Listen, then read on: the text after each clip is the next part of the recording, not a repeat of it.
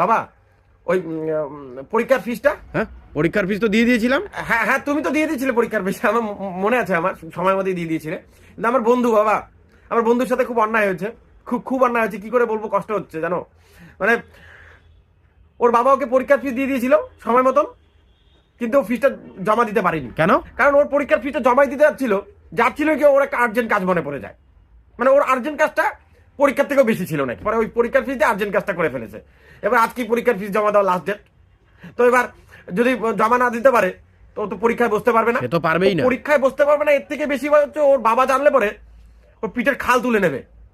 এতটাই খুঙ্খার বাবা জানো। পরীক্ষার ফিস পিকনিকের ফিসে দিয়ে দিয়েছে ইচ্ছাকৃত ভুল করে, তো এটা এর জন্য পিঠের খাল তুলে নেওয়ার কি আছে না বাবা? তুমি এরকম করবে যে তুমি যদি আমাকে পরীক্ষার ফিস দাও, আমি যদি সেটা দিয়ে পিকনিকের ফিসে দিয়ে দিই, তো তুমি কি আমার পিঠের খাল তুলে নেবে? মানে খাল একদম তুলে নেবো আমি।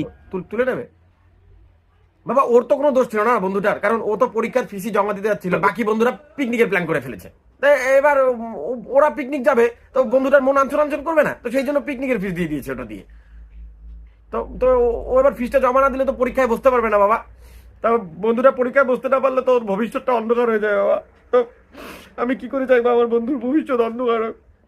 আমি ওকে বলে এসেছি যে তোর ফিস আমি দেবো, তুই পরীক্ষায় বসতে পারবি, তোর ভবিষ্যৎ অন্ধকার হবে না বাবা।